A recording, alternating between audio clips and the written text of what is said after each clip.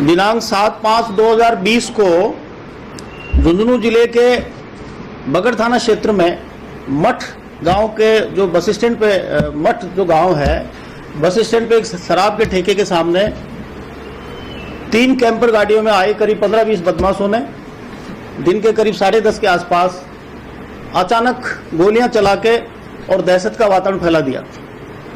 और गोलियां चलाने के बाद वो वहां से भाग गए और उनका भोजपुर की तरफ जाना बताया।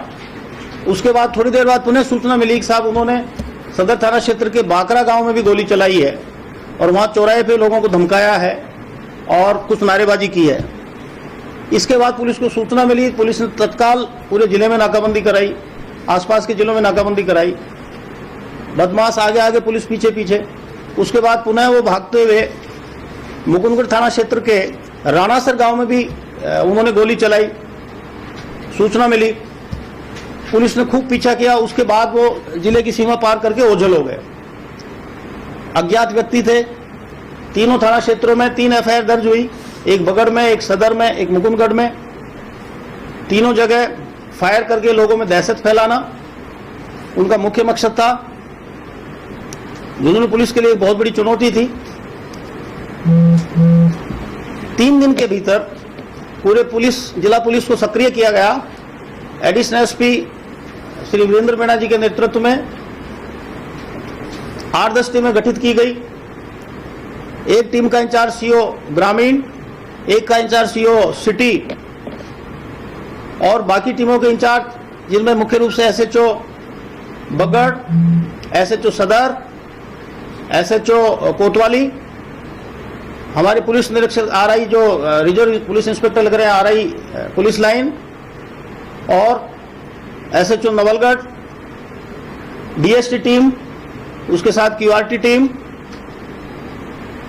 उसके अलावा सर्किल क्षेत्र के, ग्रामीण क्षेत्र के और सिटी क्षेत्र के सभी अन्य थानाधिकारीगण और पुलिस की टीम के अन्य सदस्यगण, जिसमें करीब 38 पुलिसकर्मी शामिल है। इन सभी टीमों में वो गठित करके उनको डायरेक्शन दी गई, निर्देश दिए गए। मैं भी लगातार प्रतिदिन मॉनिटरिंग करता रहा और उसका परिणाम ये रहा कि हमारी टीम की मेहनत, जिसमें विशेष रूप से इन्होंने जो उनका रूट था, उस रूट पे जितने सीसीटीवी फुटेज थे, सीसीटीवी लगे हुए थे, उनकी फुटेज को खंगाला। तकनीकी सहायता के लिए हमारी साइबर टीम के जो प्रभारी हेड कांस्टेबल दिनेश और उसकी टीम की सहायता ली। उनकी कॉल डिटेल्स का उनका विश्लेषण किया और कुछ मुखबिरी से सारी सूचनाओं का संकलन करके उनका विश्लेषण किया और उनकी लोकेशन का पता किया। और उसके परिणाम स्वरूप आज सभी टीमों के समन्वित प्रयास से हमने 4 मुलजिम गिरफ्तार किए हैं और एक नाबालिग अपराधी है जो इसी टीम का मेंबर है, उसको निरुद्ध किया है। इन चारों में एक है डेनिस उर्फ नरेश, पुत्र श्री रामचंद्र निवासी जीत की डाणी। दूसरा है कार्तिक पुत्र श्री रामस्वरूप निवासी आबूसर। तीसरा है राहुल उर्फ नागौरी, पुत्र श्री शुभकरण निवासी रसोड़ा। और चौथा है सुनील कुमार, पुत्र श्री बनवारी लाल निवासी डेबा का बास। इनको गिरफ्तार किया है, एक बाल अपचारी को निरुद्ध किया है। इन सभी को बापर्दा गिरफ्तार किया गया है। इनकी कार्रवाई शिनाख्त की कराई जाएगी। उसके बाद इनको पुलिस रिमांड पे लेकर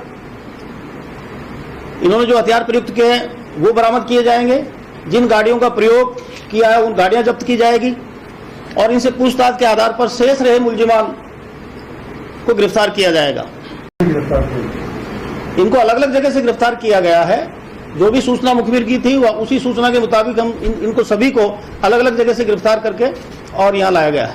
ये जो अब तक हमने गिरफ्तार किए हैं उसमें जो 2 आरोपी हैं, एक आरोपी डेनिस उर्फ नरेश तथा दूसरा कार्तिक, उनके खिलाफ आर्म्स एक्ट के, लूट के, डकैती के, अपहरण, आगजनी और मारपीट के 6 प्रकरण दर्ज हैं।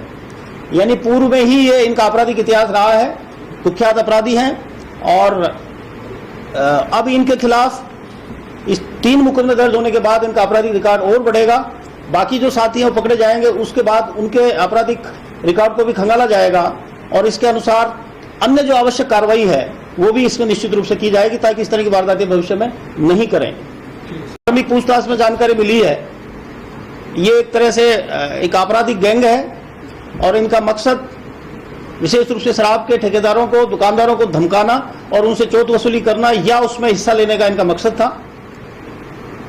इसी मकसद से इन्होंने फायरिंग की, दहशत फैलाई और इस घटना को गंभीरता से लेकर हमने 3 दिन के भीतर इस घटना का पर्दाफाश किया है।